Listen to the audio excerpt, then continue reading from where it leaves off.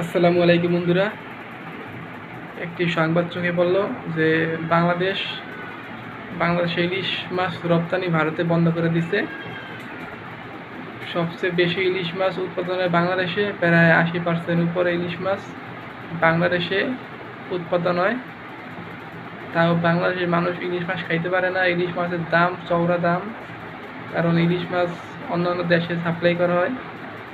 বাংলাদেশের মানুষ ইলিশ মাছ খাইতে পারে না, আবার অন্যান্য দেশে সাপ্লাই করে ইলিশ মাছ।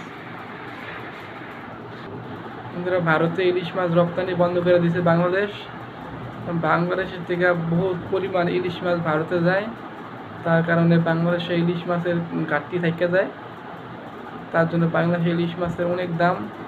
এখন আশা করা যায় ইলিশ মাছের দাম কমবো, মানে ইলিশ মাছের দাম কমলে মানুষ খাইতে পারবো।